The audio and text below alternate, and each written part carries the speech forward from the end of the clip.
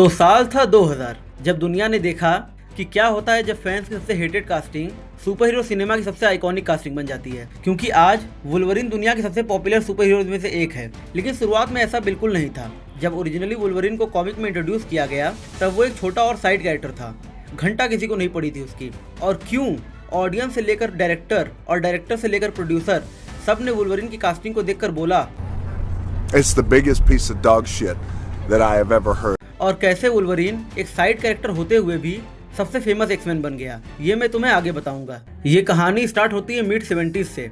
उस time Marvel comic Canada में काफी अच्छा सेल हो रहा था, लेकिन यूएस के बाहर लोगों को इतनी पड़ी नहीं थी। तब मार्वल के editor in chief Roy Thomas को एक आइडिया आया कि एक कनेडियन सुपर हीरो बनाया जाए जिससे कि वहाँ की ऑडियंस और भी ज्यादा अट्रैक्ट हो। तो राइटर लेन वेन और आर्टिस्ट जॉन रोमिटा ने मिल के बनाया वुल्वरीन। उसका पहला कैमियो हुआ था द इनक्रेडिबल हल्क इशू 108 में, और उसी के अगले इशू में हल्क से फाइट। और हमें इस कैरेक्टर के बारे में कुछ नहीं बताया गया। लोगों को ये भी नहीं पता था कि ये एक म्यूटेंट है। लोग इसके क्लॉथ को भी इसे ग्लव्स का पार्ट समझते थे। और ना ही इसके पावर और मोटिवेशन को क्लियर किया गया। अब मार्वल का इसको लेकर कोई फ्यूचर प्लान नहीं था। उन्होंने बस इस कैरेक्टर को एक प्लेफुल कनेडियन असैसिन के रूप में दिखाया था। लेकिन 1975 में कुछ ऐसा हुआ जिसने सब कुछ बदल दिया। अब म्यूटेंट कॉमिक्स में 60s से एग्जिस्ट करते हैं, लेकिन इस टाइम तक वो फ्लॉप कैटेगरी में आ चुके थे। तो मार्वल ने एक्स-मैन को रिलॉन्च करने का सोचा, लेकिन राइटर लेन वेन जिनको ये काम सौंपा गया वो टीम को फ्रेश स्टार्ट करना चाहते थे।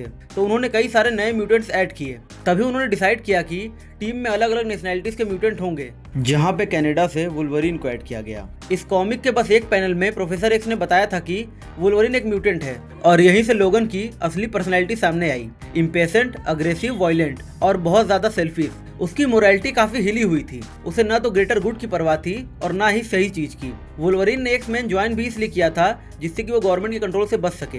दुनिया की नहीं पड़ी थी उसे, और यही चीज वुल्वरीन को उस वक्त के मार्वल हीरोज से अलग बनाती थी। रूल्स तोड़ना उसका स्टाइल था, और लोगों को मारने के बाद भी उसके अंदर कोई रिग्रेट नहीं था। लेकिन अब भी वुल्वरीन कोई पॉपुलर कैरेक्टर नहीं बना। वो बस एक्स-मैन के ग्रुप का एक सनकी मेंबर था। उसकी कोई अपनी स्टोरी लाइन नहीं थी। अब यहाँ एक बहुत बड़ी प्रॉब्लम थी। वुल्वरीन काफी हेटफुल कैरेक्टर बन गया था। वो हर टाइम गुस्से में रहता, हर किसी से फाइट करता था, और यहाँ तक कि उसने नाइट क्रॉलर को मारने की कोशिश भी की थी एक बार। और साइक्लॉप्स के साथ तो उसका पुराना लफड़ा था ही। लेकिन फिर कुछ ऐसा हुआ जिसने सब कुछ चेंज कर दिया। राइटर क्रिस ने अनकैनी एक्स-मैन लिखना स्टार्ट किया, जिन्होंने एक्स-मैन को पूरा चेंज कर दिया। और सबसे इम्पोर्टेंट बात, उन्होंने वुल्वरीन को भी चेंज कर दिया। क्रिस ने धीरे धीरे वुल्वरीन को ह्यूमनाइज करना शुरू किया। अनकैनी एक्स-मैन इशू 109 में हमें पता चला कि वुल्वरीन एक कैनेडियन सुपर हीरो टीम का पार्ट था, और उसका जो पिछला रिलेशनशिप था वो काफी बुरा एंड हुआ था। और हमें ये भी बताया गया कि वो बहुत लोनली फील करता है। उसके टफ बिहेवियर के पीछे एक लोनली इंसान छुपा है। फिर इशू 110 में उसने साइक्लॉप्स को बचाया, उसी साइक्लॉप्स को जिसे वो हमेशा हेट करता था। और यही मोमेंट था जहां से लोगों ने इस कैरेक्टर को पसंद करना स्टार्ट किया। अब वुल्वरीन सिर्फ वायलेंट नहीं था, बल्कि वो अपनी टीम के लिए मरने के लिए भी तैयार था। अब जैसे जैसे वुल्वरीन का कैरेक्टर इवॉल्व हुआ, उसका फैन बेस भी बढ़ता गया। 70s का एंड आते आते इसका क्रेज इतना बढ़ गया कि मार्वल ने वुल्वरीन को एक सोलो कॉमिक दे दी, जिसका नाम था वुल्वरीन, जो कि 1982 में आई थी, जिसे लिखा क्रिस क्लैरमोंट ने था, और इसके आर्टिस्ट फ्रैंक मिलर थे। अब इस कॉमिक में वुल्वरीन की कैरेक्टर जर्नी को डिफाइन किया जाता है कि वो एक वाइल्ड एनिमल बनेगा या फिर एक अच्छा इंसान। अब इस कॉमिक में सब कुछ था, like ninjas, love, loyalty and a broken hero. अब ये सिर्फ कॉमिक नहीं थी, ये प्रूफ था कि वुल्वरीन एक सोलो हीरो बन सकता है, और इसीलिए ये कॉमिक सक्सेसफुल रही।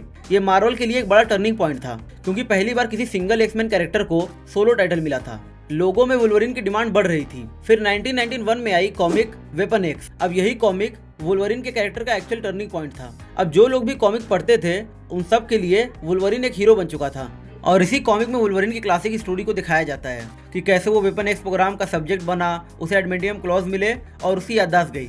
अब यही वो मोमेंट था जब वुल्वरीन का एक कल्ट फैन बेस बन गया। लोग कैरेक्टर के लिए फील करने लगे थे। लेकिन अभी भी एक प्रॉब्लम थी। कॉमिक रीडर्स तो वुल्वरीन के बारे में जानते थे, लेकिन दुनिया नहीं।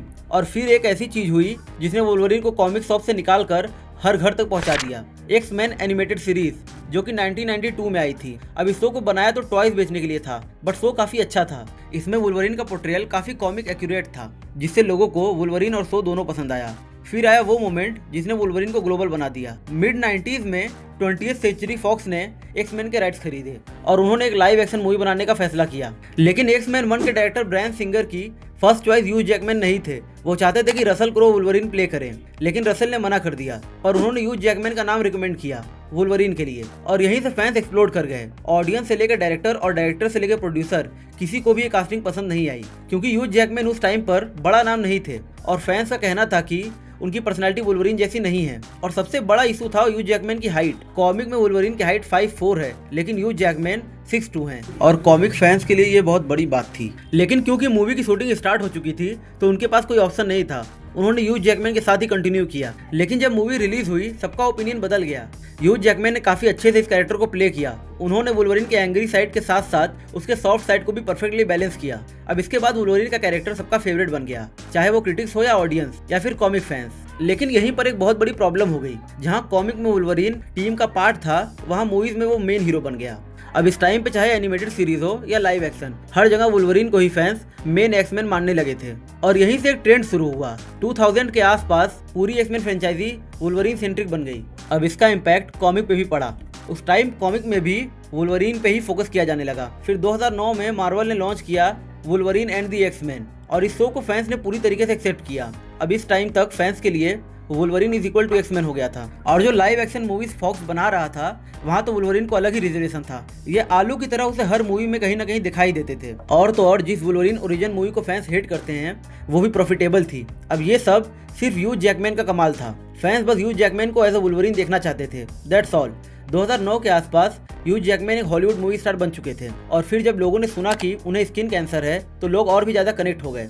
अब इस ट्रेजेडी के बाद भी ह्यूज जैकमैन ने फैंस के लिए वुल्वरीन प्ले करना नहीं छोड़ा। जहां भी जरूरत होती वो हमेशा वुल्वरीन को प्ले करने के लिए अवेलेबल थे और इसीलिए वुल्वरीन का कैरेक्टर मोस्ट फेमस एक्समैन बन गया। फिर 2017 में लोगन मूवी आई, जो कि एक परफेक्ट एंडिंग थी लोगन के कैरेक्टर की। अब यहाँ सबने एक्सेप्ट कर लिया था कि ह्यूज जैकमैन का वुल्वरीन हमें दोबारा देखने को नहीं मिलेगा। लेकिन 2024 में डेडपूल 3 आई, जिसमें फैंस को फिर से वुल्वरीन देखने को मिलता है। लोगों ने बहुत ज्यादा पसंद किया इस मूवी को। ये हाईएस्ट ग्रोसिंग R-रेटेड मूवी बन गई और शायद इसीलिए आज वुल्वरीन सिर्फ एक सुपर हीरो नहीं है, बल्कि एक्समैन का चेहरा बन चुका है। वुल्वरीन एक ऐसा कैरेक्टर जिसे मार्वल ने साइड रोल के लिए बनाया था, लेकिन फैंस ने उसे लेजेंड बना दिया। अब एक्समैन की फ्रेंचाइजी क्यों फेल हुई, ये जानने के लिए लेफ्ट वाली वीडियो क्लिक करो और most hated versus most loved Spiderman movies के बारे में जानने के लिए राइट वाली वीडियो क्लिक करो। आओ बताता हूँ।